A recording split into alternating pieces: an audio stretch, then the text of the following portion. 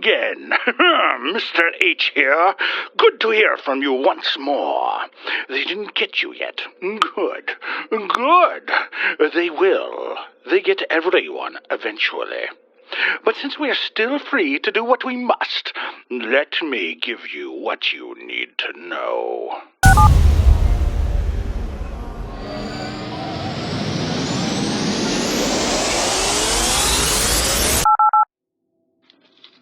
His name? J. Messer, legally known as Jabo Messerschnitt. 45. A clown when younger. He was a clown by nature. And when hard times hit during the Depression of '91, he turned clown by profession. Location, Denver, Colorado.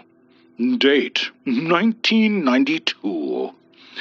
The unfortunate Jabo Messerschnitt had pressing problems on his hands back in 1992.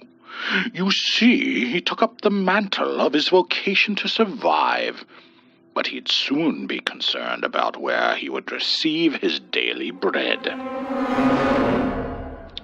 Jabo performed quite often in front of large groups of eager children, doing fantastic party tricks and funny expressions in a wide pantomime fashion, despite the fervent fact that he loathed children with every gram of his fleshy body. This would have driven a lesser man to drink or hard drugs, perhaps even to insanity. But luckily for Mr. Messerschnitt, he had already beaten back those demons during the aftermath of the hedonistic 60s, when such indulgence was encouraged and obliged by the deleterious youth culture. When his life fell apart back then, in the 70s, he gambled on insurance sales to buoy him, and from there to stake his meager fortunes on long-term bond investments, where his wager paid high dividends indeed. But in the crash of 87 and again in the slump of 91, he had made bad decisions on where to place his chips before the house cashed in on his misfortune. This left him soberly playing the clown, single and unwanted. Now a middle-aged pauper with one foot in the gutter. Literally, he was 1 foot in the gutter as he ran along the side of that Denver street on that gloomy twilight in 1992. Jabo was fully clad in his clown outfit, replete with white face paint, balding and fuzzy red hair, a large crimson nose, frilly collar and cuffs, and giant shoes shuffling below a baggy and multicolored costume. You see, it was one of those odd moments in life that he found himself, when his greatest fear confronted him, hounded him, and was to torment to a crowning glory that would define him as a person in this world, while alive, and even beyond his ultimate demise. The hapless clown looked nervously back, peering down the dimming street to see his bane, a small, blonde, wispy figure of a stick-thin girl, holding a party balloon in her hand and walking purposefully toward him. Palpable fear overwhelmed the sad clown, and he ran as fast as his huge flat feet could run him. Rounding a corner on the sleepy domestic boulevard, he bumped into a couple of people waiting for an evening bus. One was a bespectacled businessman in a trench coat, holding a briefcase. The other was a dowdy housewife in her 60s. Jabo gripped the man's lapels and blurted out, "Help me, it's after me!" White makeup was dripping down from the clown's face, sweat melting his features like a cake left out in the rain. "Get away!" the businessman hollered, raising his arms and backing up to break Jabo's grip. "You're drunk!" "Freak!" the older woman screamed aggressively. "Go home!" Our subject realized he was pleading to an unsympathetic audience, so he ran onward down the street. Moments later, the little girl came skipping by, humming a cheerful little tune as her legs and arms flailed high and carefree. Behind her, tethered to her arm, was the balloon. The onlookers ignored the events and pretended not to care, only in order to maintain their schedules. After dodging down various detours and side streets, Jabo Messerschmitt turned one corner too many and was confronted by the small girl. She stood in his path, a scant meter away, her head raised and a large and toothy smile spread from ear to ear. Her teeth were sharp and numerous, appearing to be long and thin like a piranha's. Her eyes turned into those similar to a snake's. Wrinkles multiplied on her countenance to accommodate her expanding and malformed features. "Hello, Jabo," a sing-song voice squeaked from the wayfish creature before him. Her balloon turned, and a face appeared to protrude from its surface. And it spake thus: "We have been watching you. We have come for you." And the girl added quickly, "Tonight you die, Jabo Messerschmitt. Tonight you die." She let loose her balloon, and it floated high above to look down on them from a detached distance. Fear plunged to his core, and the besieged clown let out a fearsome yowl of a scream as he stumbled backwards in uncontrollable haste. Jay would run for his life, turning corner after corner again, in hopes of losing his pursuers.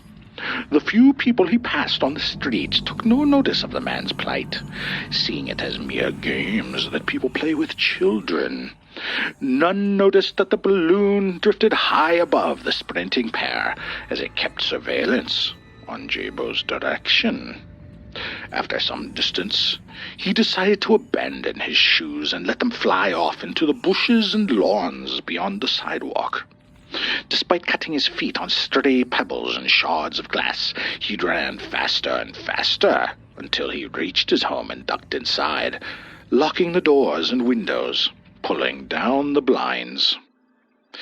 As Jabo was about to pull the last shade down over his front room window, the balloon descended into view, only inches away from the pane. "Peekaboo, Jabo, I see you," the demonic face on the balloon mocked. Jabo screamed, backed away reactively, bumping into something behind him which startled him more. He turned to see the small girl looking up at him with her malevolent grimace and horrific eyes.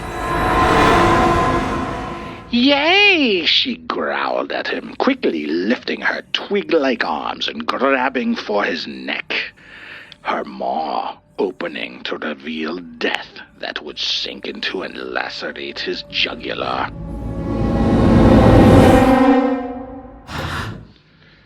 Jabo envisioned himself lying on the floor while that girl began to devour chunks from his body as it grew lifeless before her, his blood expanding into a broad pool on his hardwood surfaces. And in that moment, Jay snapped. And Jay went from prey, from potential victim, to become the hunter. His large, thick, and powerful arms jutted out instantly and grabbed her by her pencil-thin neck. He gripped tight, all energy put into his murderous effort to end this devilry before he turned victim via his own demise at this imp's bold hands. Jabo squeezed and squeezed as the small childlike figure flailed and cried out with ever-increasing humanity returning to her form and tone. Within his meaty paws, he felt her neck snap like a dried branch underfoot, and her body fell lifeless to the floor. Mr. Messerschmitt straightened himself to look down at his deed. Sweat dripped from his pale face onto the figure below him, and then he heard the most frightening noise of the night from behind him. A voice unlike anything he had expected. "Get him, boys," a mature and masculine voice commanded. Jabo spun to see a mustachioed police officer's face in his window, peering in and witnessing the events that had transpired. A rush of other policemen were flooding behind their commander and banging down his front door, busting the wood frame with their furious outrage. A gaggle of grown men sprang on the clown and subdued him after uncalled-for stray punches leveled him to the corpse of the girl on the floor. "Disgusting savagery," the city coroner said, wiping his hands as he shut the corpse of the small blonde girl away within a cooling chamber down in the morgue a couple days later. "No doubt what happened. No further need for examination," the coroner said. The arresting officer confirmed. "I saw it myself. We were informed of a ruckus by some of the residents, and I caught up to them moments before her life was cruelly snuffed out. I saw it all. He's a cold-blooded psycho. Case closed." They agreed. Jabo was now cleaned up and stuffed away in a maximum security cell, awaiting a swift trial. The parents of the odd girl were being sought unsuccessfully, and they were sure they would find her progenitors quickly. However, the next day would complicate affairs. The small girl's body was missing from the morgue, vanished, absconded, the police believed, by some pervert inside their facility, or a creep, a pedophile necrophiliac with influence enough to get in and out of the morgue without notice. It was a severe blow to the integrity of the department and a hushed scandal that would shake up law enforcement and be swept under the rug before the coming election that fall. All the more, Jabo was fast-tracked for a speedy trial and execution to avoid further embarrassment for our fine city officials in high office. So ended the sad and meandering tale of the life of one Jabo Messerschmitt. 3 weeks later, in Omaha, Nebraska, a pretty 30-something housewife sprinkled water from a garden hose onto her young currant bushes in her front lawn. She was alone for the day as the high-noon sun shone down on her homestead outside of the bustle of Omaha. Her husband was at work, and the gift of children had not yet been bestowed upon her at that time. That was to change rapidly. At the end of her walk was a small, thin, blonde-haired girl with a balloon floating above her.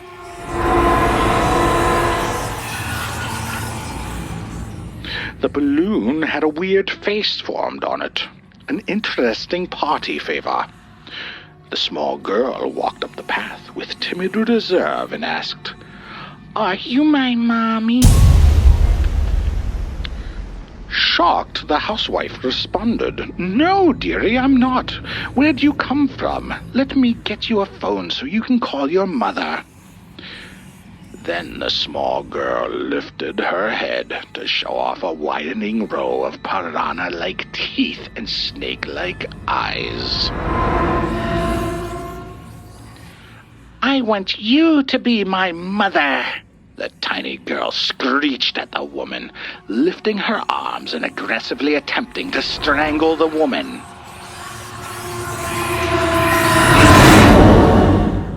The lady tore away with an exasperated squeal and ran into her house, locking the door's many bolts. Floating toward a window, the balloon began laughing loudly as it spied the housewife, hastily shutting her blinds to avoid the terror that was approaching.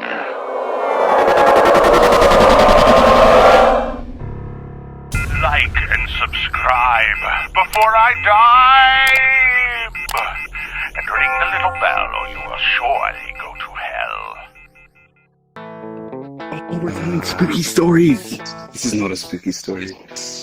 Oh, there's no way on the couch I can sit. Depends how you look at it. It is kind of spooky. I guess so. Wait, that's it? That's the end of the story? That is a